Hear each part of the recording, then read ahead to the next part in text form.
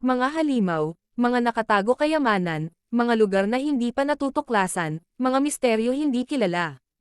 Ito ang mga salita bumihag sa mga taong hunter. Si Lagon ay papunta na sa lugar ni Killua. Sinabi ni Leorio at Kurapika na huwag siya mag-alala, dahil makikita na nila si Killua. Ang Kokoro Mountain, ang lugar ng pamilya ni Killua. Sumakay si Lagon sa isang bus, papuntang Kokoro. Napansin ni Leorio na ang ibang pasahero ay hindi mukhang turista. Sinabi ng guide ng bus na ang Kokoro Mountain ay may taas na mahigit 3,700 metro. At ang bahay ng Soldik ay malapit sa tuktok ng bundok. Sinabi ng guide ng bus na ang pamilya Soldik ay may 10 miyembro. At nakarating na si Lagon sa gate ng pamilya Soldik. Sinabi ng guide na hanggang dito na lang sila.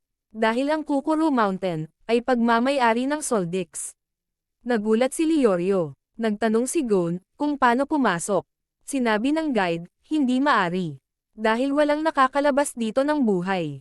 Nagsalita ang mersenaryo. At sinabi kahit ang larawan lang ng miyembro ng pamilya ay may mataas na halaga na. Si Leorio ay nagsisi na sana ay kumuha siya ng larawan ni Killua. Gustong pumasok ng 2 mersenaryo sa loob, kaya sinaktan nila ang gwardya ng gate. At kinuha ang susi, pero pagpasok nila, sila ay napaslang, at sila ay naging buto na lamang. Tumakbo ang mga tao sa paligid, kasama ang guide. Pero sinabi ni Gon na sila ay hindi aalis sa lugar. Nagpakilala si Lagon sa gwardya ng gate. At sinabing sila ay mga kaibigan ni Killua. Natuwa ang gwardya dahil sa loob ng 20 taon sa pagtatrabaho. Ngayon lang siya may narinig na may kaibigan, si Killua. Nagpasalamat ang gwardya, pero hindi maaring pumasok si Lagon sa loob. Dahil sila ay baka bawian ng buhay. Dahil ang pamilya Soldik ay may bantay na aso. Isang kakaiba, at malaking aso. Nagtanong si Kurapika kung paano nakakapasok ng ligtas at labas ang gwardya. Sinabi nito na may 2 pinto. Isa para sa mga may pakay sa pamilya. At ang isa ay hindi nakasarang pinto. Dahil ang pinto na ito ay ang pinto ng pagsubok.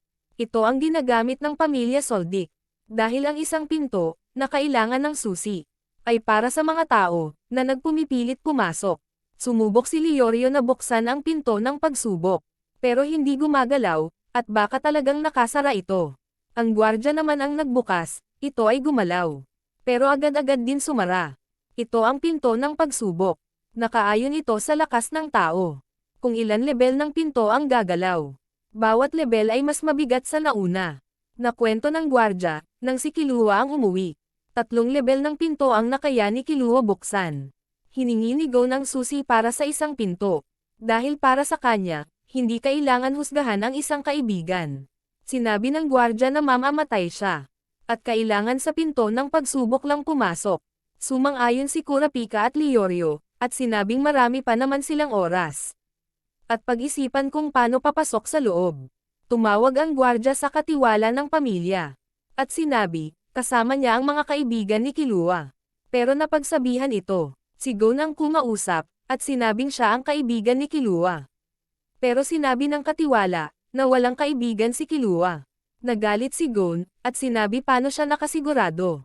Para sa katiwala, madali lang gumaya ng boses. At itsura ng tao. At baka mapanganib na tao lang ang kausap niya sa telepono. At sinabing walang kaibigan si Killua. Nagalit si Gon, umakyat ito sa pinto ng pagsubok. Pero pinigil ito ng gwardya. Sinabi ng gwardya sa isang pinto na lang sila pumasok. Kahit malamang sa malamang, baka mapaslang sila ng malaking aso. Humingi ng pasensya si Gon sa abala. Nakita ni Gon, Leorio, at Kurapika ang bantay na malaking aso. Sila Gon ay nagpunta sa lugar ni Killua para makita siya ulit, at nakita na nila ang bantay na aso ng pamilya Soldik. At pumunta sila sa isang bahay. Sinabi ng gwardya, maari silang tumuloy dito at matulog. At nakita nila ang isa pang gwardya, siya si Sikant. Sinabi nito, na hindi magiging madali ang pagtagal nila sa bahay. Gusto nito na umuwi na sila. Pero sinabi ni Gon na hindi.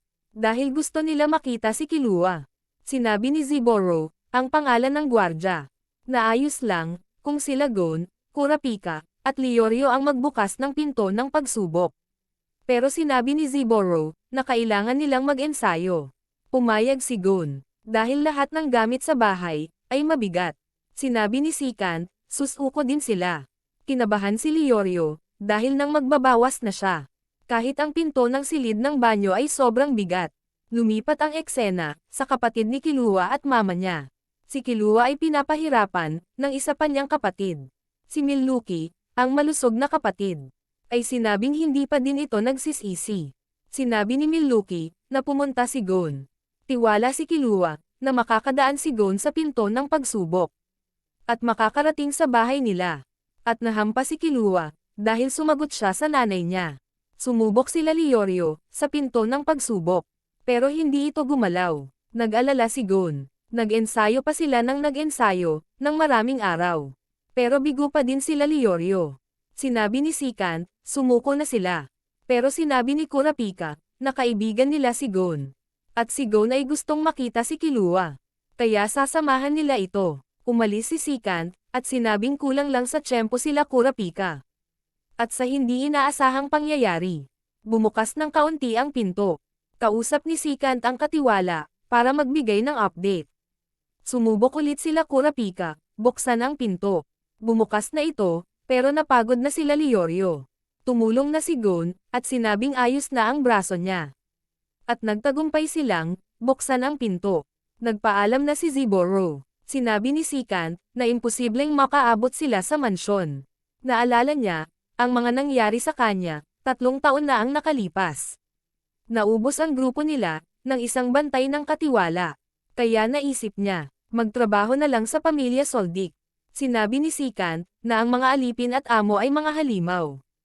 Ang sunod na eksena, ay nakita nila Gon ang isang babae. Sinabi nito, na umalis na sila. Gustong dumaan ni Gon, pero nahampas siya. Sinabi ni Gon, na huwag tumulong sila Kurapika. At gusto niya lang makita si Killua. Pero ginulpi ulit siya ng babae. Nang paulit-ulit, naalala ng babae, ang sinabi sa kanya ni Killua. Na nagkaroon siya ng kaibigan. Ramdam ni Gon, na importante din sa babae si Killua. Nagalit ito, pero seryoso sila Kurapika, Leorio, at Gon. At nakalagpas ang isang paa ni Gon. At sinabing, iba siya sa bantay na aso. Dahil ang babae ay may emosyon.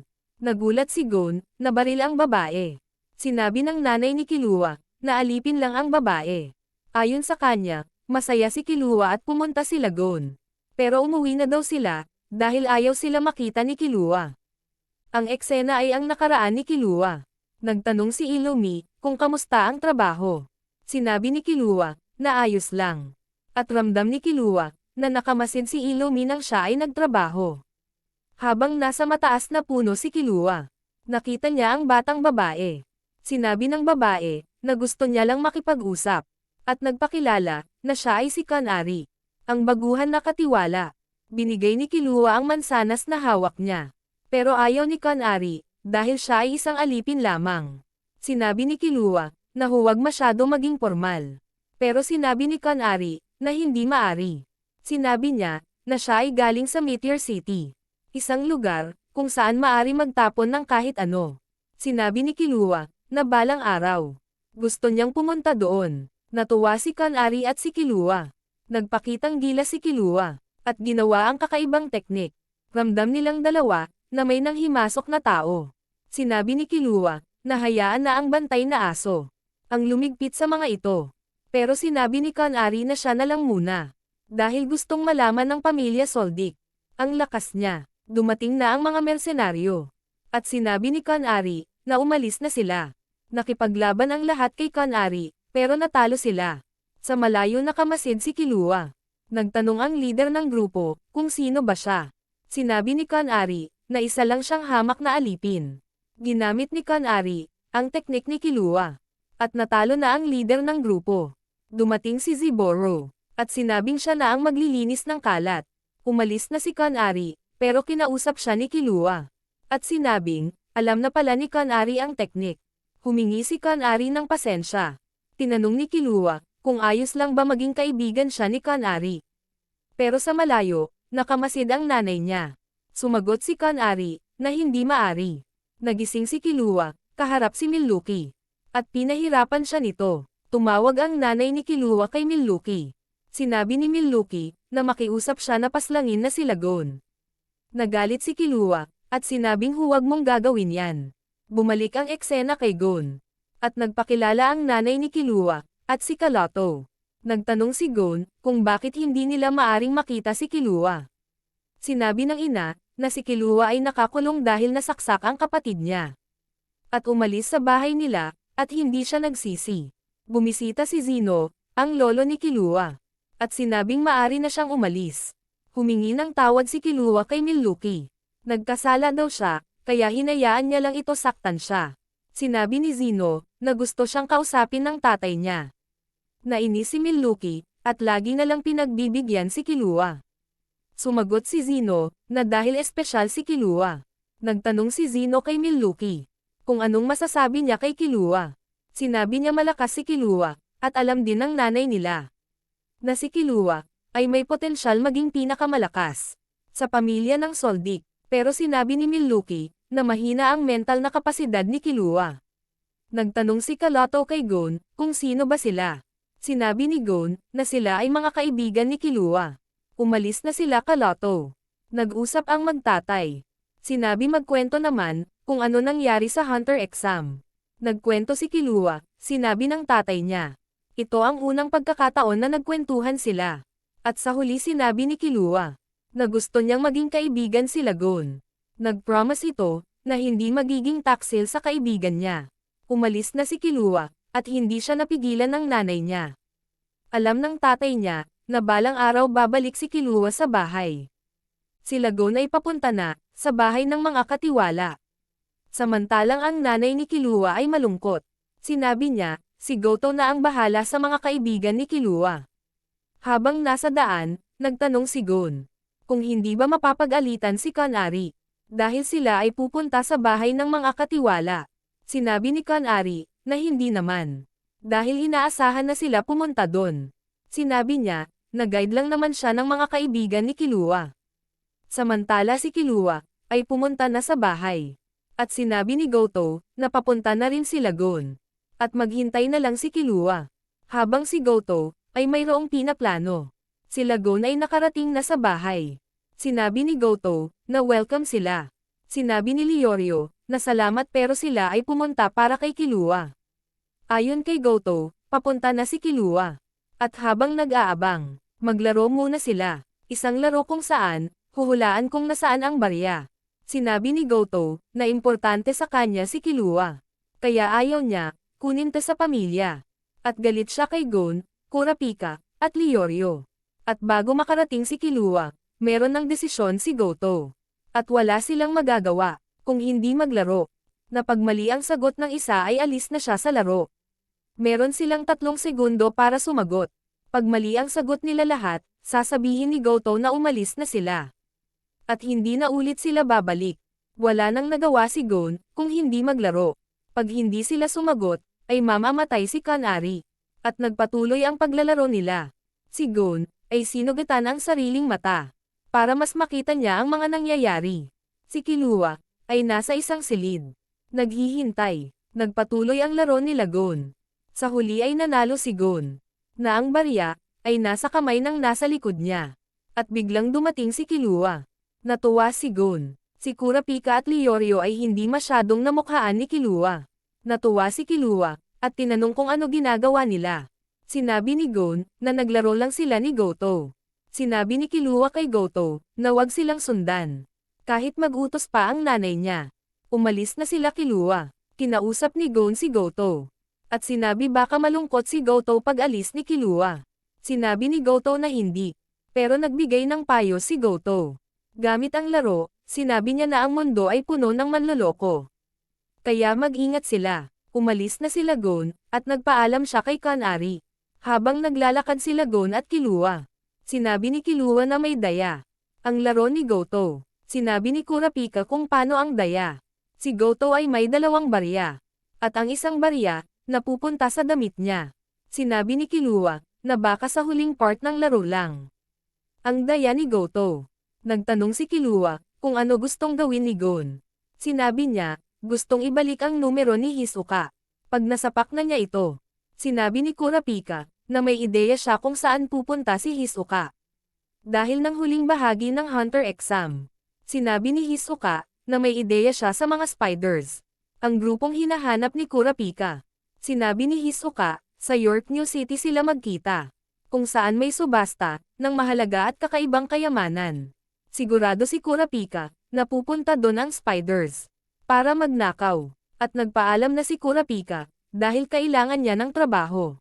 Para makasali sa subasta. Si Leorio naman, ay aalis para mag-aral. Sila ay magkikita sa York New City. Naiwan sila Gon at Killua. Sinabi ni Killua, na kailangan nila mag-ensayo. Nagtanong si Gon kung para saan. Sinabi ni Killua, na para sa laban nila kay Hisoka. Sinabi niya, na malayo ang agwat ng lakas ni Gon sa kanya. At si Killua, ay medyo malapit lang. Sinabi niya na nagtansya lang siya. Sinabi ni Killua, na malakas si Hisoka. At kailangan din nila ng pera. Kaya pupunta sila sa Heaven's Arena.